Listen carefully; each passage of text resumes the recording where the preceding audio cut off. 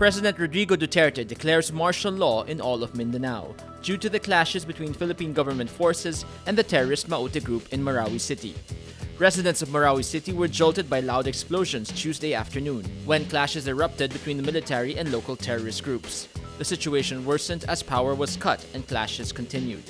On Tuesday, a cop was killed and 5 soldiers were wounded in the clashes. 3 fires also broke out outside the military's area of operations. The military says it is running after high-value targets in Marawi City. Defense Secretary Delfin Lorenzana identifies the target as Abu Sayyaf senior leader Isnilon Hapilon. Duterte cut short his Russia visit and is flying back to the Philippines immediately. The President has called me and asked me to announce that as of 10 p.m. Manila time, he has already declared martial law for the entire island of Mindanao. SDS Guevara has clarified that this is possible on the grounds of existence of rebellion because of what is happening in Mindanao, based on Article 7, Section 18 of the Constitution. This is good for 60 days. But before leaving, Duterte meets with Russian President Vladimir Putin, whom he asks for a soft loan for the purchase of firearms. Duterte says he needs more firearms to implement his newly declared martial law for the entire island of Mindanao and to fight terrorists. He says, quote, "I'm having problems with the ISIS. I come here to seek help." In response, Putin says, quote, "We have many promising areas of cooperation, including energy, machine building, and infrastructure. We can definitely cooperate in the military sphere." Follow Rappler.com for continuing updates. President Rodrigo Duterte says the martial law in Mindanao he just declared will be no different from martial law during the time of Ferdinand Marcos. He says, quote, "I was asked how I would deal with terrorism. I said I'd be harsh. I told everyone, do not force my hand." Duterte also says if martial law would take a year to do, he'll do it, but would be happy if the crisis is over in a month.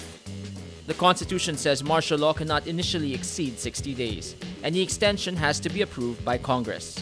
Section 18, Article 7 of the 1987 Philippine Constitution says the President as Commander-in-Chief may, in case of invasion or rebellion, when the public safety requires it, suspend the privilege of the writ of habeas corpus or place the country under martial law.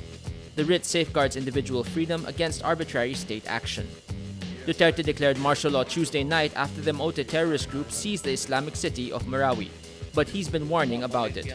On May 19, he said in a speech that if he declares martial law in Mindanao, he will solve all the island's ills. Ako nag-warning talaga. Please do not force my hand to do it. I hate to do it. I do not want to do it. Pero pagka there will be loss of lives needlessly, tapos kawalang rason-rason just to kill, and kill, I will declare martial law in Mindanao. And if I declare martial law in Mindanao, I will solve all that ails life. The Maute terrorist group reportedly held hostage a priest, a college professor, and at least 3 others following the terror group's attack in Marawi City in Lanao del Sur. Bishop Edwin de la Peña of the Prelature of Marawi reveals this on Wednesday. He identified some of the hostages as Father Teresita Soganu, de la Peña's Vicar General, Wendelin Mayormita, the Parish Secretary, and Professor Maria Luisa Nicnic Colina, the Parish Council President. De la Peña said he is not sure how many had been taken hostage. De la Peña also says the Maute group torched the Mary Help of Christians Cathedral in Marawi and the bishop's house. But Philippine National Police spokesman Leonardo Carlos says there were no hostage-taking reports as of Wednesday morning. Commission on Higher Education Chairperson Patricia Licuanan tells Rappler school officials of Mindanao State University, or MSU, in Marawi City are still verifying the hostage-taking involving Colina. Initial information from the MSU revealed that Colina was in downtown Marawi on Tuesday with the Carmelites to prepare for a church activity. In an interview with ANC Wednesday, Colina's colleague says she received news from Colina's son that she was hostage. President Rodrigo Duterte declared martial law in Mindanao following the clashes that erupted between the military and the Maute group.